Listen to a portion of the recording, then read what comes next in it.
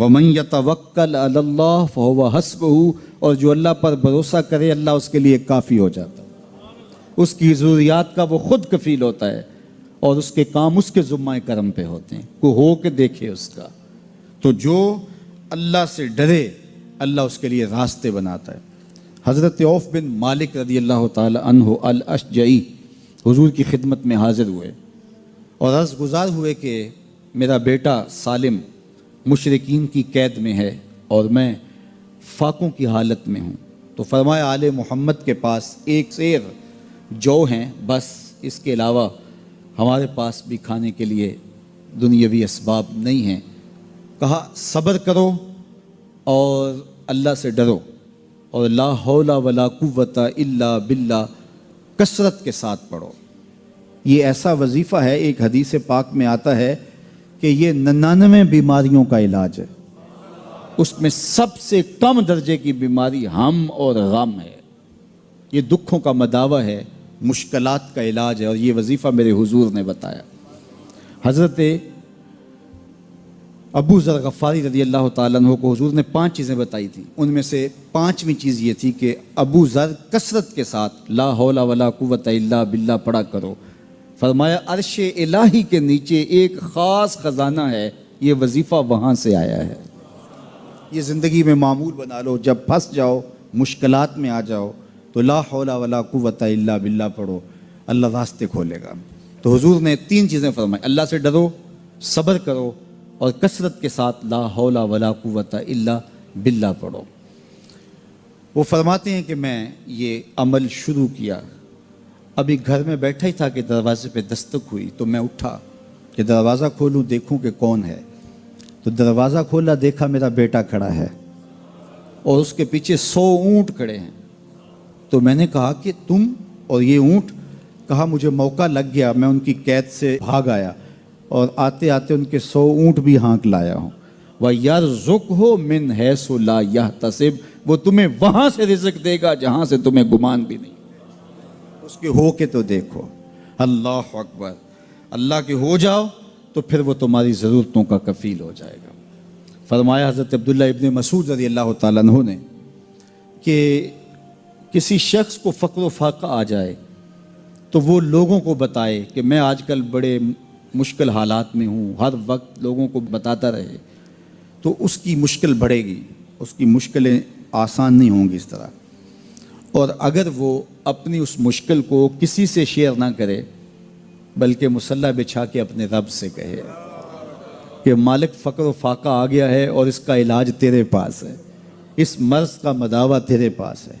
تو حضرت عبداللہ ابن مسعود فرماتے ہیں کہ رسول کریم نے فرمایا جلد یا بدیر اللہ اس کو مالا مال فرما دے گا۔ یہ بھی کبھی کر کے دیکھو، مشکل آ جائے، فاقہ آ جائے، مصیبت آ جائے، کسی سے نہ کہو، صرف اپنے رب سے کہو، پھر دیکھنا اس کی کرم نوازیوں کا می کیسے برستا ہے۔ فرمایا اللہ پر بھروسہ کرنے کا جو حق ہے اگر وہ تم ادا کر دو، وہ تمہیں ایسے رزق عطا کرے جیسے پرندوں کو عطا کرتا۔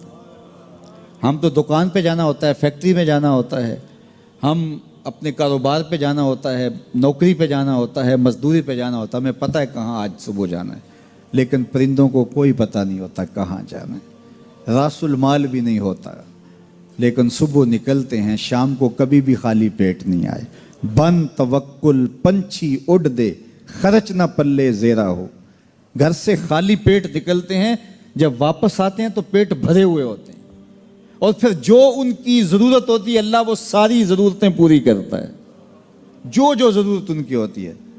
یہ شیر کتنا گوشت کھاتا ہے اللہ روز اسے دیتا ہے، یہ ہنس روزانہ سچے موتی کھاتے ہیں، اور آپ مارکیٹ میں لینے جائیں لاکھوں روپے لگا کے تولے ماشے کے حساب سے آپ خریدتے ہیں، پھر بھی آپ کو یقین نہیں ہوتا کہ یہ سچے ہیں یا 2 نمبر ہیں۔ اور ہنس دنیا پہ کروڑوں جانور پائے جاتے ہیں، روز کھاتے ہیں، صبح بھی، شام بھی، دوپہر بھی، پیٹ بھر کے کھاتے ہیں، اللہ روز انہیں عطا کر۔ کہا اس پہ بھروسہ تو کر کے دیکھو، وہ تمہاری ضرورتوں کا کفیل ہوگا، اس پہ بھروسہ کرو گے وہ تمہیں وہاں سے دے گا جہاں تجھے گمان بھی نہیں ہوگا۔ ارشاد فرمایا جو اللہ سے ڈرے اللہ اس کے لیے راستے کھول دیتا ہے، اور اللہ اس کو وہاں سے دیتا ہے جہاں سے اسے گمان بھی نہیں ہوتا۔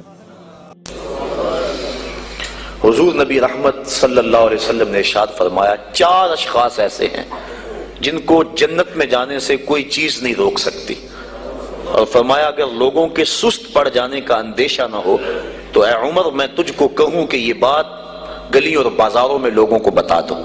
اور پھر حضور نے ان 4 اشخاص کا تذکرہ کیا۔ ایک وہ شخص جو والدین کے ساتھ حسن سلوک کرتا ہے، دوسرا وہ شخص جس کی اولاد زیادہ ہے ذرائع آمدنی تھوڑے ہیں لیکن وہ اپنی اولاد کے پیٹ میں لقمہ حرام نہیں جانے دیتا۔ جب ذرائع آمدنی زیادہ ہوں اور پھر حرام سے بچنا یہ بھی بہت بڑی سعادت ہے، لیکن جب ذرائع آمدنی بھی تھوڑے ہوں اور اولاد بھی زیادہ ہو تو پھر حرام سے بچنا یہ بڑا مشکل اور آزمائش کا مرحلہ ہوتا ہے۔ تو جو اس موقع میں رزق حرام سے بچا، قیامت کے دن حضور کے فرمان کے مطابق جنت میں جانے سے اسے کوئی شے نہیں روک سکتا۔ اور ہم صحابہ کی زندگیاں دیکھتے ہیں، فجر کی نماز ہوتی ہے، ایک صحابی جلدی سے اٹھ کے چلے جاتے ہیں۔ ایک دن آقا کریم نے پوچھا کہ ابو درداء کیا بات ہے؟ تو حضرت ابو درداء نے عرض کی حضور آپ جانتے ہیں آج کل مدینے میں کھجوریں پکنے کا موسم ہے اور سحری کے وقت ٹھنڈی ہوائیں مدینے کی سرزمین کو سلام کرنے بھی آتی۔ میرے ہمسائے کے صحن میں ایک اونچا لمبا درخت ہے کھجور کا جس کا جھکاؤ میرے گھر کی سمت ہے، اور جب ہوا چلتی ہے تو اس سے کھجوریں ٹوٹ کے میرے ویڑے میں گر پڑتی ہیں۔ میں جلدی جلدی اس لیے چلا جاتا ہوں کہ بچوں کے اٹھنے سے قبل وہ کھجوریں اٹھا کے ان کے گھر میں پھینک دو، کہیں ایسا نہ ہو کہ میرا بچہ کوئی کھجور اٹھا کے اپنے منہ میں ڈال لے۔ یہ صحابہ کا مزاج۔ اور ہماری سڑک سے گنے کی ٹرالی گزر کر تو دیکھیں، ہم بچے کو شاباش دیتے ہیں کہ بڑا دلیر نکلا ہے۔ جس کو آج آپ حوصلہ افزائی کر رہے ہیں کل بڑا ہو کے ڈاکو بنے گا، کل بڑا ہو کے راہزن اور لٹیرا بنے گا۔ اولاد کی تربیت کے باب میں یہ بات ہے کہ اگر وہ گناہ کا ارتکاب بچپن میں بھی کرتے ہیں تو ان کی وہاں حوصلہ شکنی کی جائے تاکہ ان کے دل میں گناہ سے نفرت پیدا ہو جائے۔ تو حضرت ابو درداء نے عرض کی حضور میں اس لیے جلدی چلا جاتا ہوں کہ ہمسائے کے گھر سے جو کھجور کا درخت ہماری سمت جھکا ہوا ہے اس کی کھجوریں جو گرتی ہیں میں ان کو اٹھا کے ان کے صحن میں پھینک دوں تاکہ کہ میرا بچہ وہ کھجور اپنے اندر نہ لے لے۔ اور آپ جانتے ہیں کہ حضرت امام حسین رضی اللہ تعالیٰ عنہ مسجد نبوی میں آئے، صدقے کی کھجوروں کا ڈھیر لگا ہوا تھا، بچے تھے، ایک کھجور اٹھا کے انہوں نے اپنے منہ میں ڈال لی۔ تو آقا کریم صلی اللہ علیہ وسلم تیزی سے آگے بڑھے اور ان کے حلق میں انگلی ڈال کر حضور نے کہا کہ اس کو نکالو باہر اور اندر سے کھجور باہر نکلوا دیں۔ میں اور آپ اپنے رزق پر اگر غور کر لیں اور اپنے رزق کی حلت کا سامان کر لیں تو عبادت کی لذت نصیب ہو جائے۔ تیسرا وہ شخص کہ جس نے ایسی سچی توبہ کی کہ دوبارہ گناہ کی طرف جانا اتنا مشکل ہے جس طرح تھن سے نکلا ہوا دودھ دوبارہ اندر نہیں جا سکتا۔